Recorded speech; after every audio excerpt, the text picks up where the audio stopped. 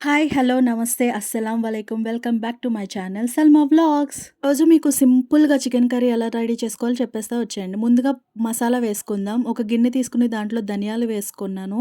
ధనియాల తర్వాత 4 లవంగాలు, చెక్క, వెల్లుల్లిపాయ, అలాగే గసగసాలు, కొంచెం జీడిపప్పు వేసుకుంటే సరిపోతాయి. నేను ప్రతి కూరలోని పచ్చి మసాలా వేసుకుంటానండి. పొడులు ఎటువంటి పొడులు నేను వేసుకోను. అప్పటికప్పుడు నూరిన మసాలా వేసుకుంటే చాలా బావుంటుంది కూర టేస్ట్. ఇక్కడ 2 ఉల్లిపాయలు కోసుకున్నాను. ఒక పచ్చిమిరపకాయ వేసుకున్నాను.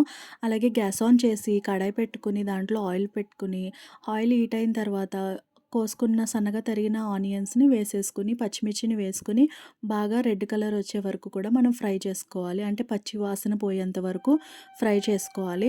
తర్వాత దీంట్లో కొంచెం ఉప్పేస్తే ఉల్లిపాయలనేవి త్వరగా మగ్గిపోతాయి. తర్వాత దీంట్లో ఒక టీ స్పూన్ అల్లం పేస్ట్ వేసుకొని బాగా మిక్స్ చేసుకొని 2 కూడా పచ్చివాసన పోయేంత వరకు కూడా వేపించుకోవాలి. వేపించుకున్న తర్వాత ముందుగా కడిగి శుభ్రం చేసుకున్న చికెన్‌ని వేసుకోవాలి. చికెన్‌ను వేసుకొని బాగా వేయించుకోవాలనమాట. అంటే చికెన్‌లోంచి వాటర్ వచ్చేసి బయటకొచ్చేసేంత వరకు కూడా మంచిగా వేగాలి చికెన్ అనేది.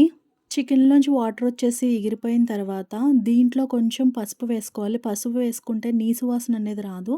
ఒక హాఫ్ టీ స్పూన్ పసుపు వేసుకోవాలి. వేసుకొని బాగా మిక్స్ చేసుకొని తర్వాత ఒక 2 స్పూన్లు కారం వేసుకుంటున్నాను నేను. ఇక్కడ నాన్ వెజ్ కదా! కొంచెం ఎక్కువే కారం ఉంటే బావుంటుంది. కారం వేసుకుంటున్నా. తర్వాత కరేపాకు వేసుకోవాలి. కరేపాకు అనేది మంచి ఫ్లేవర్ ఇస్తుందనమాట. కాసేపు అన్ని మసాలాలన్నీ ఎగిరేంత వరకు, ముక్కకు పట్టేంత వరకు కాసేపు ఉంచి తర్వాత ఒక గ్లాస్‌తో వాటర్ పోసుకోవాలి. గ్లాస్‌తో వాటర్ పోసుకొని మిక్స్ చేసుకోవాలనమాట. తర్వాత దీంట్లో ముందుగా పేస్ట్ చేసుకున్న పచ్చి మసాలాని 2 స్పూన్లు వేసుకొని, ఒకసారి మిక్స్ చేసుకొని, కొత్తిమీర వేసుకొని, ఒక్క 5 మినిట్స్ లిడ్ క్లోజ్ చేసేసి ఉంచేస్తే గనక మన కర్రీ అనేది రెడీ అయిపోతుంది. 5 మినిట్స్ తర్వాత కర్రీ అనేది రెడీ అయిపోతుంది. అంతే అండి. ఎక్కువ హడావిడి లేకుండా కర్రీ అయిపోతుంది. ప్లీజ్ లైక్ చేయండి, షేర్ చేయండి, సబ్స్క్రైబ్ చేయండి.